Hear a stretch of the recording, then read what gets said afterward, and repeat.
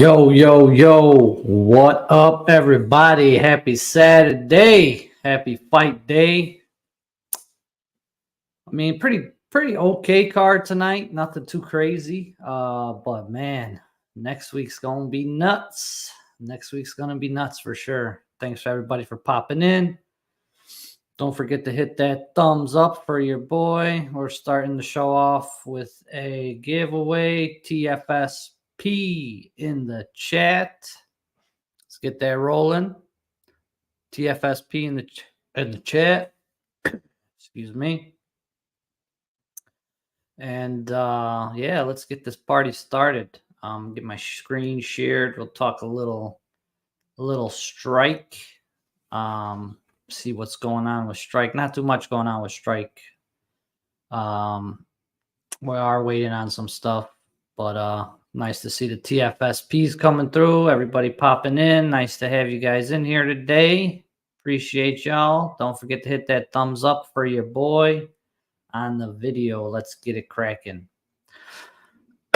Discord today. So we got the community challenges this week. No actual challenge. Community challenges for packs. Vegas 90 community challenge, a UFC 300 main card community challenge, and a random round one common community challenge. So yeah, all the moments are up above Alex's post in this community challenges channel. Essentially, you hit the verify button, lets you know if you have the moments, if you're missing any of the moments, or if you completed the challenge already. So it'll let you know. So click on the verifies if you have the stuff, and you might win one of these packs that are up for grabs. Pick'ems, obviously, strike pick'ems are still going. We did get the Dober reward finally. Pull that up real quick. So we got Dober finally. Pro Pick'em's taking over. Yeah, we'll see, man. This week, engagement's a little low on the Pro Pick'ems, so we'll see what happens after the show. If a few more people, I have some trades that I didn't accept from some people just because we only got like two people.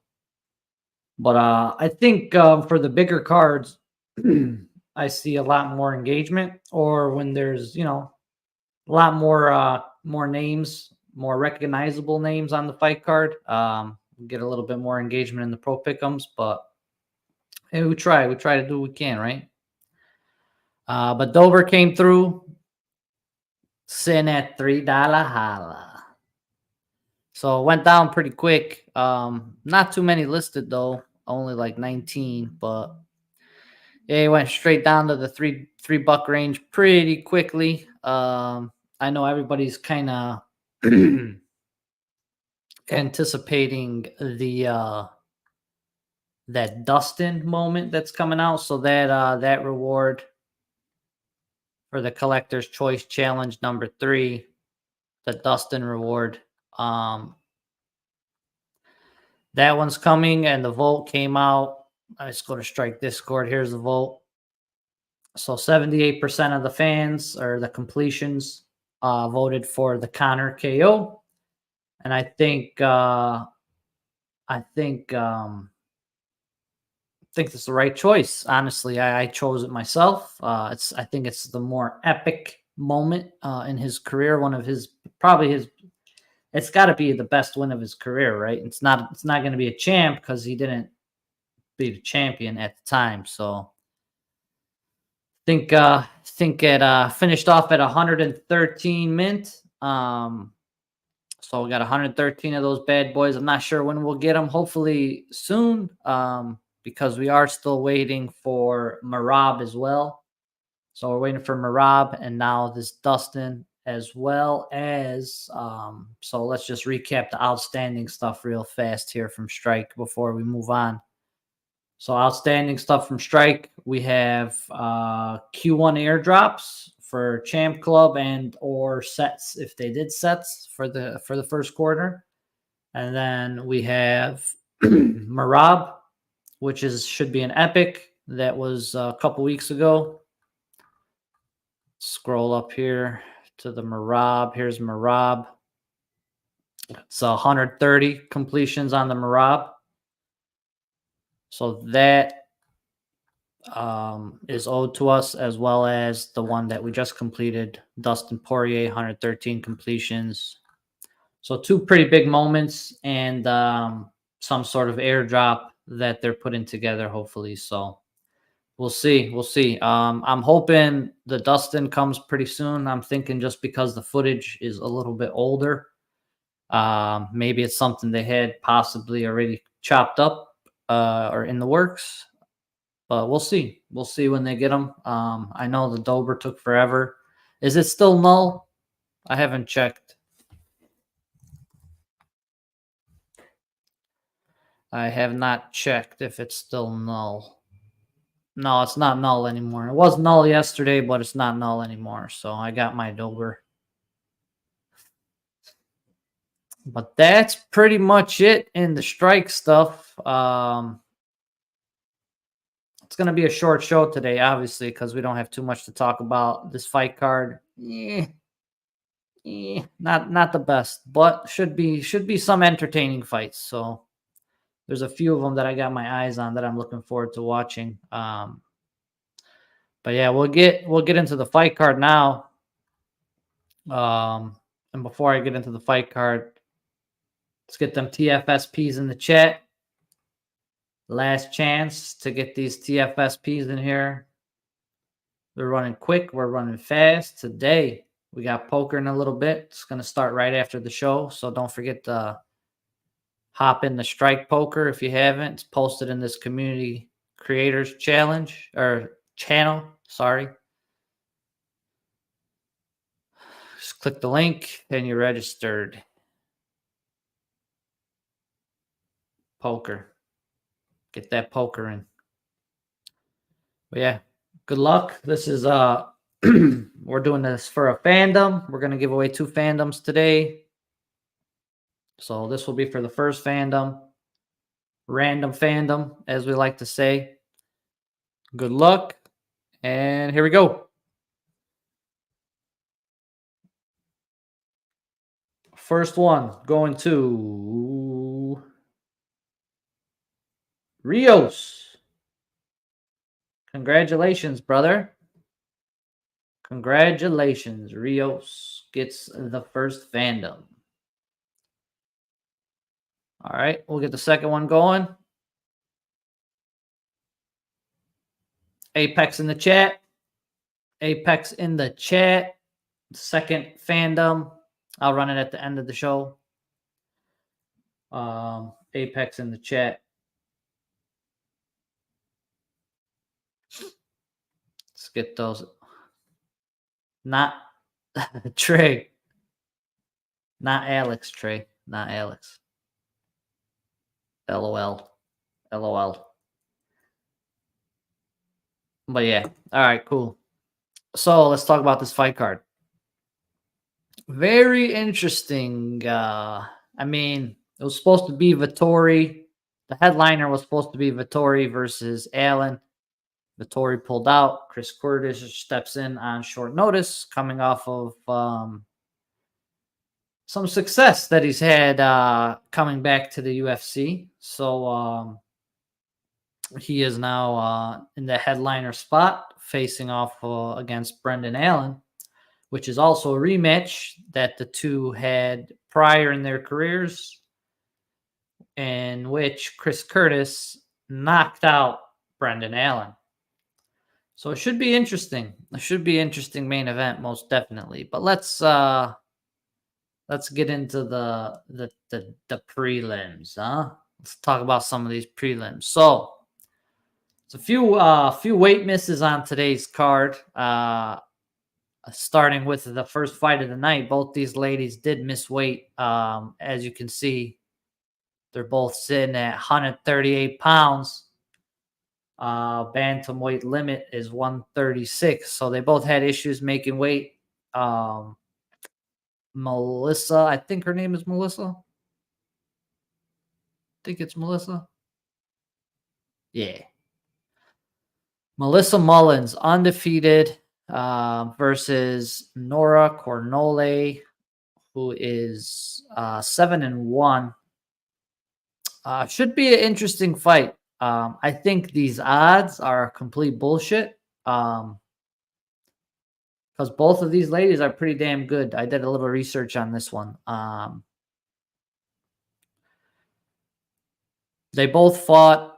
Her only loss is to a fellow, like she fought somebody that's in the UFC now, but she fought him on the regional scene, and that's how she got her one. But she's fought some pretty tough competition, and Mullins honestly has fought not as tough a road or not as tough of competition. It'll be interesting to see because I don't know how. Like, yeah, these odds are absolutely insane. So I think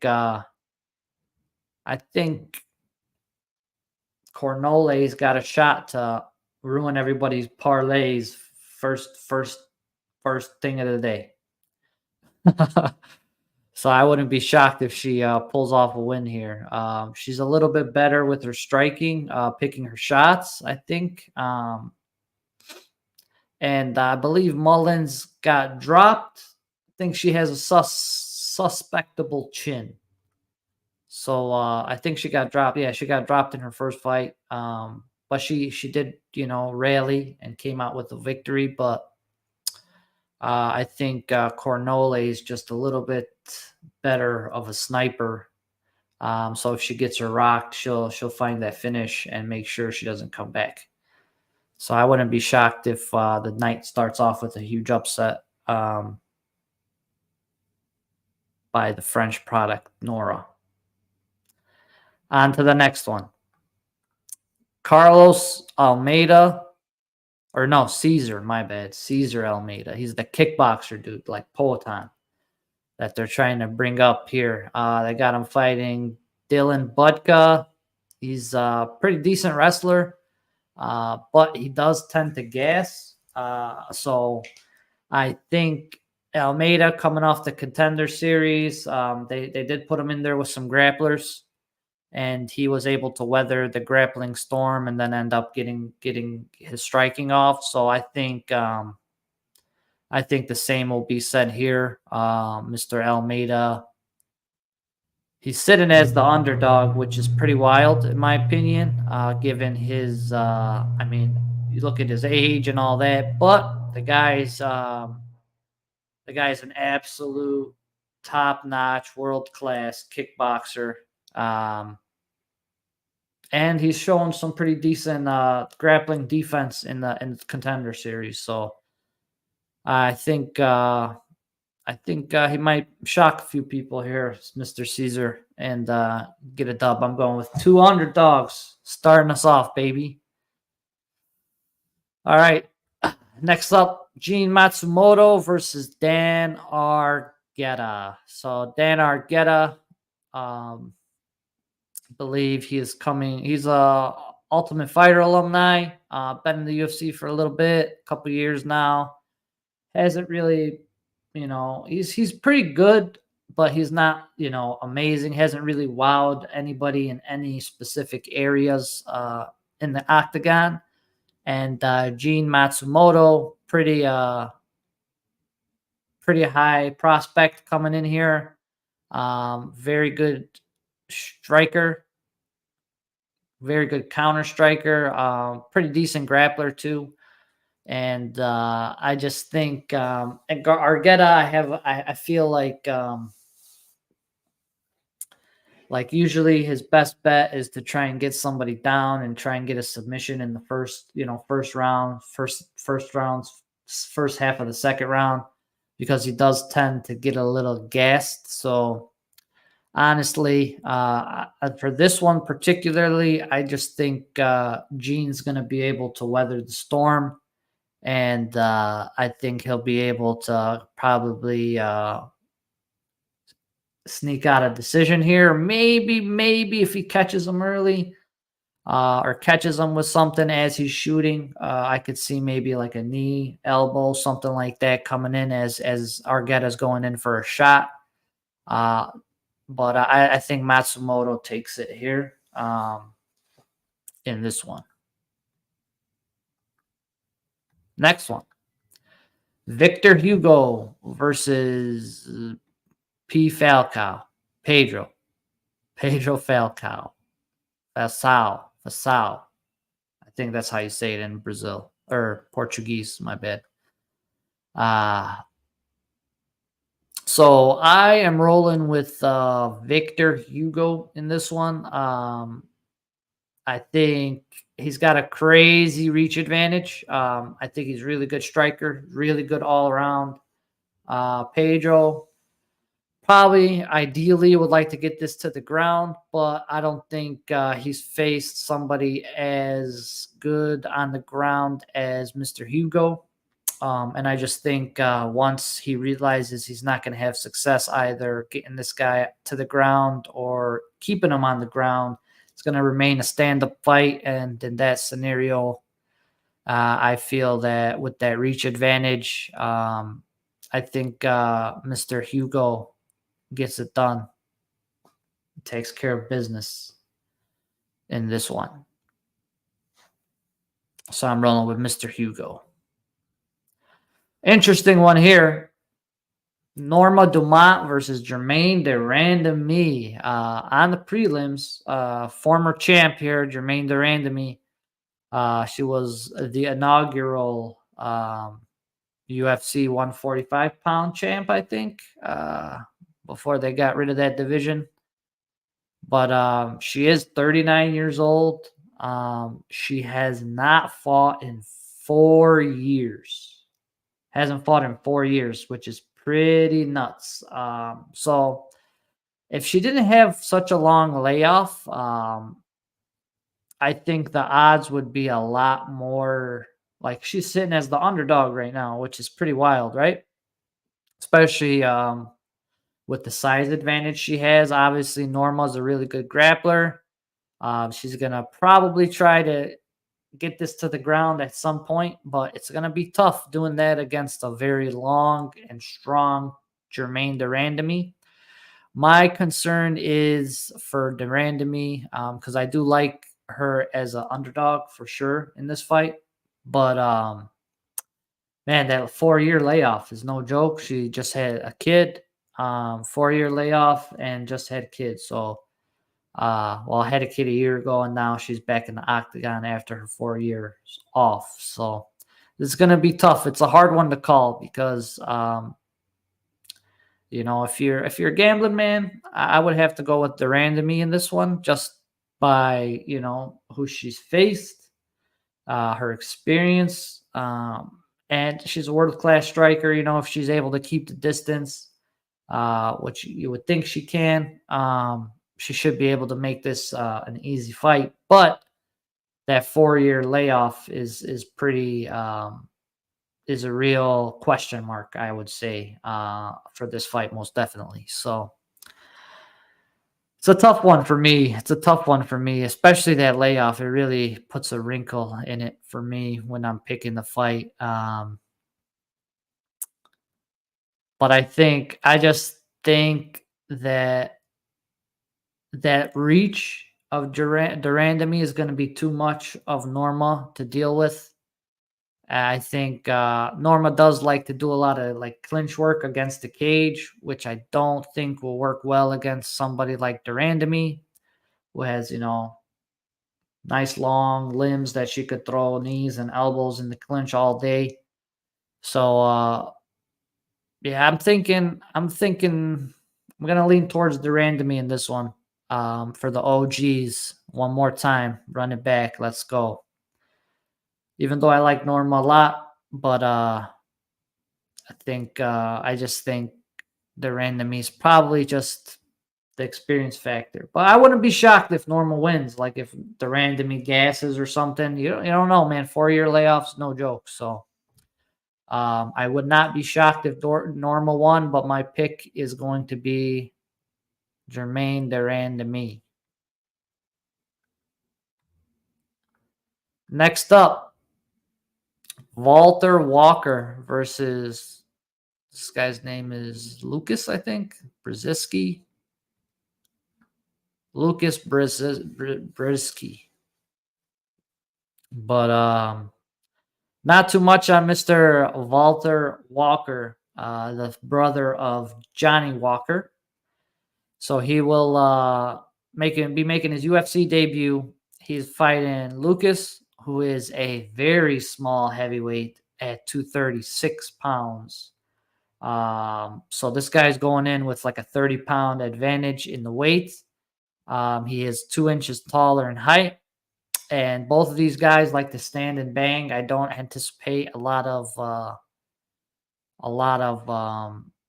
grappling exchanges in this one. I think somebody's going to sleep. I think the bigger guy will knock out the little guy with the 30-pound weight advantage, and I'm going to go with Mr. Walker getting it done against Lucas.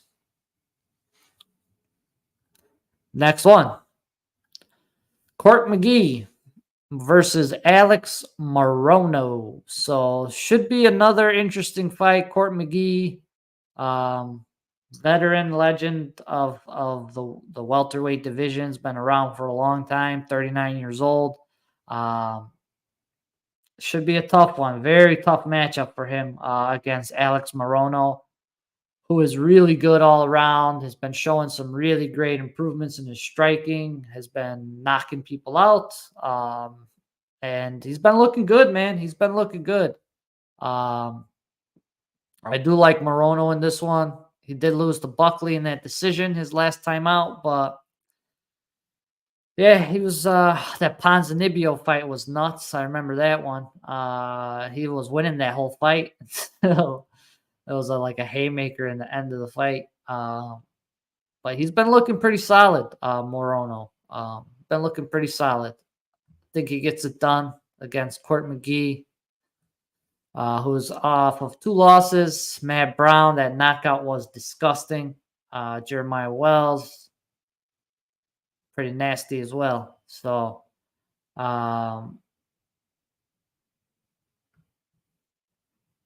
it's going to be tough. It's going to be tough. But, yeah, I think at 39, does have a little bit of a reach advantage. But, man, I just think Morono's so much faster. I think he's just so much faster in all areas. And I think he'll get it done pretty quick and maybe by finish. I wouldn't be shocked if it's by finish. So, but yeah, no shame in losing. Buckley, man, is he gonna headline St. Louis or what, dude? Don't look like it. Does not look like it. Doesn't even look like he's gonna be sniffing that St. Louis card. He'll be probably watching it in the stands with us, bro. Next up, Trevor Peek. This is the first fight of the main card. Trevor Peek versus Charlie Campbell. Very interesting fight here. Trevor Peek is giving up some height, giving up some reach. So it's going to be tough for him to deal with Charlie. He'll probably have to mix in a little bit more takedowns, but Charlie's pretty good grappler. So I'm not sure. It's going to be a tough fight for Peek. It's going to be a tough fight for Peek. Charlie's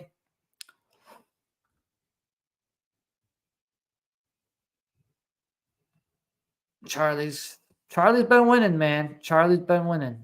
He did lose in the Contender Series. I remember that knockout. It was like a last round knockout type deal. It was nuts where he lost in the Contender Series. But Trevor Peek lost to Chepe. And then he won against Yaya. Decision.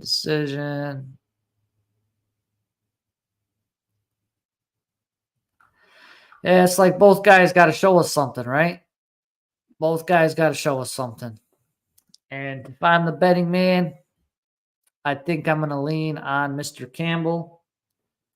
Unfortunately, I just think more volume, a little bit more volume in the reach and the size, I think takes it. They're both really good all-around guys. I just think Campbell probably gets it done here. I'm going to go with Campbell. Bahamondes versus Christos Gallegos. Ignacio makes his return to the octagon. They had a little rough stretch here for Ignacio. Nacho Bahamondes. Well, not really too bad of a stretch, but I did see him lose live to Ludwig Klein August 5th at UFC Nashville. It's tough, man. It's tough. It was a tough fight for him. And it really came down to the grappling, right? So I'm hoping that he has been in the lab since last year working on the grappling. He trains with Bilal. So it's a great person to train and grapple with. So I'm hoping he made some strides in that area. Gallegos does definitely tend to gas in his fights, so I think if Bahamondes can weather the storm that this guy will bring early in the fight, as he mixes in his takedowns and stuff, because he is going to come in and mix in the takedowns and try and get this to the ground a little bit. So if Bahamondes is able to weather that first round storm, I really think that he'll be able to find a finish in the second or third round personally, and I think he'll get back on the W track here. But he's a young dude, bro. He's got a lot of upside to him. He's still young. He's like 20-some years old, 21, 22.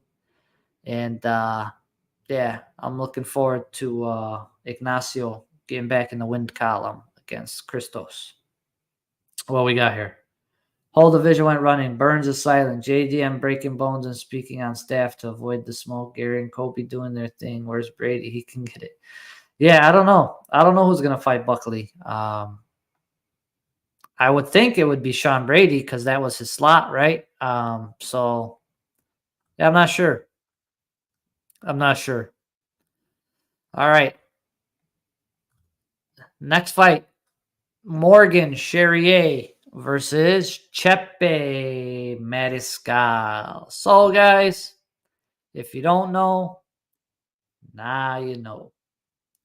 This fight is going to be absolutely nuts. These guys come to fight, and they come to bring it every time. They're in the octagon. Throwing heat, baby. Throwing heat. So it should be a really fun fight. Morgan Charrier sitting as the favorite here. He's a really good kickboxer. Really good striker.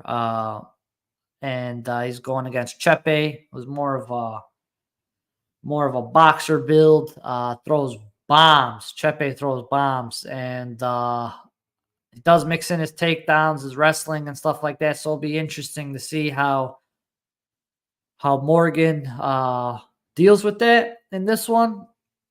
But Chepe isn't somebody who's scared to stand in the phone booth and trade either. So I'm thinking this fight's going to be some real fireworks, and I'm looking forward to it. With that said, it's a tough one to call. I like both guys a lot.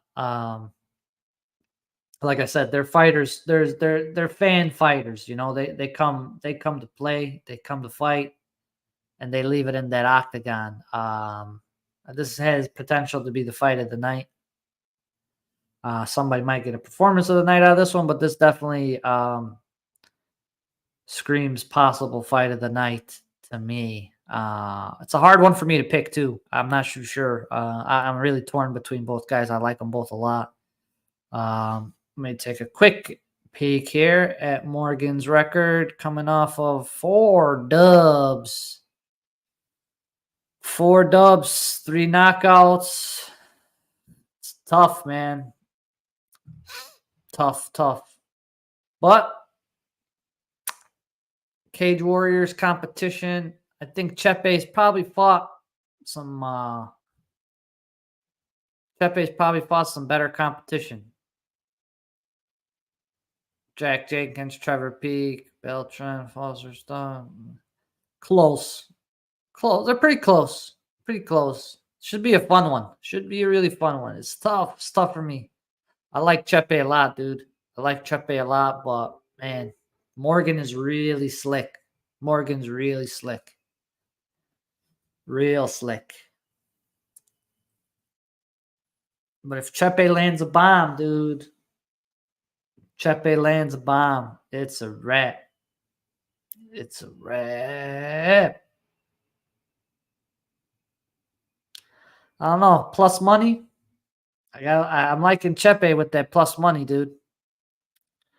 I'm liking Chepe with that plus money. Yeah, I'm thinking Chepe. Thinking Chepe gets it done. Finds something, hits him with something nasty, drops him, and then jumps on him, finishes it on the ground. I'm thinking Chepe. Next up, Alex Hernandez versus Damon Jackson. Dude, this is like the funniest picture I ever seen of this guy. You guys see this dude's face? He's like, what the? Oh, it's funny as hell. Man, pretty funny. Hernandez Jackson. So I think Hernandez was the one who had a very tough time making weight yesterday, which does not bode well for him. Not sure, but Damon Jackson didn't look like he had that pleasant of a weight cut either. Dude looked like a ghost skeleton on the scales yesterday. So looked like he had a really, really rough weight cut. Hernandez is probably the better guy all around. And I think he's going to get it done. The weight cut kind of threw it off for me a little bit, but I think I still think he's going to get it done. He's just better all around. Better striker, better grappler. And I think he'll be able to find the mark and maybe put Damon Jackson on his ass and knock him out. So I'm rolling with Mr. Hernandez. That's our co-main. And to the main event. Brendan Allen versus Chris Curtis rematch. Man, when did they last fight? Let's take a look. It's been a while. So rematch from almost 4 years ago, 3 years ago, about 3 years ago, 3.5 years ago. So 3.5 years ago, he lost in the second round to Chris Curtis by knockout. And ever since then, Brendan Allen has not lost. Has been on a tear. So some may say that Chris Curtis' knockout changed this man's career trajectory, per se. But also has a knockout loss to Shawnee Strickland. Can't beat those guys, huh? Can't beat those guys, those Extreme Couture boys, huh? Well, he's going to try and get his revenge this week against Mr. Chris Curtis, who has been doing all right since he's been back in the UFC. Phil Hawes, Brendan Allen, Vieira lost to Hermanson decision, lost to Gastelum decision, knocked out your boy Buckley. Then no contest with Nasser Dean, and the split decision win a few months ago against Marc-Andre Barriault. But yeah, I'm not sure. I'm not sure how the rematch holds up for Mr. Curtis. I just think Brendan Allen's been leveling up, guys. I think he's been leveling up. Chris Curtis's only path to victory here is a Hail Mary knockout. And I just think what we've seen from Brendan Allen and how he's grown as a fighter in the octagon, especially in the striking department. I think he gets it done. It gets it back from Chris Curtis, and probably subs Curtis at some point, maybe second, third round, subs him out, calls it a day. But that's what I got for the fight card this week.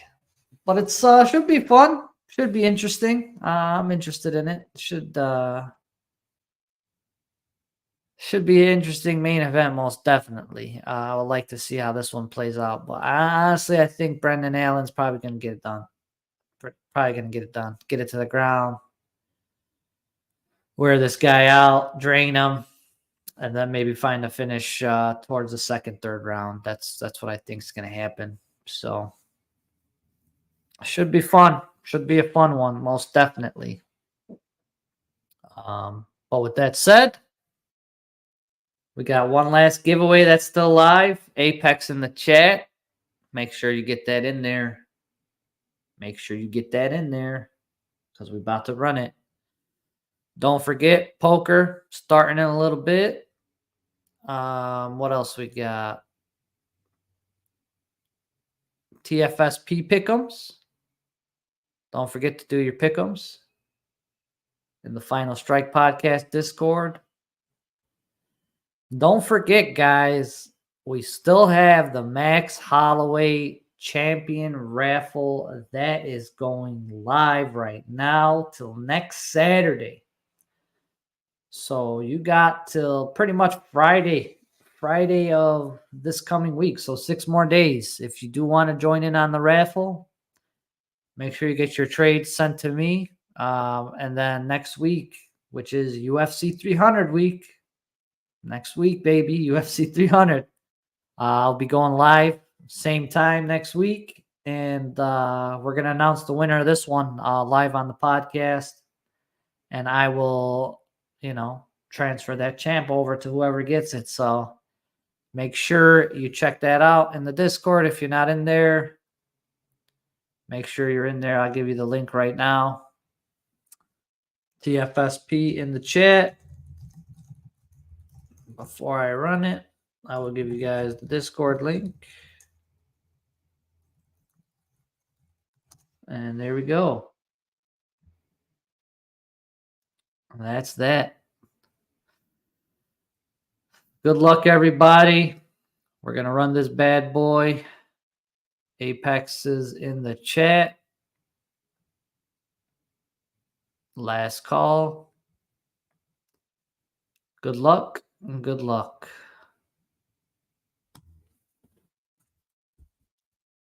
And it goes to Mo Fresh. Congrats, brother. I'll get you that fandom pronto. Congrats, bro. But that's pretty much it, everybody. I hope everybody enjoys the fights. It should be interesting card. Should be fun. Don't forget to get your pick'ems in. Don't forget to get your your pick'ems, your parlays, your trades, your pro pick'ems in if you're trying to do the pro pick'ems. Poker starts in about 20 minutes. And that's pretty much it, everybody. Have a great weekend. Enjoy the fights tonight. And next week, big show for UFC 300, baby. Make sure you tune in. Till then, I'll see you. Peace.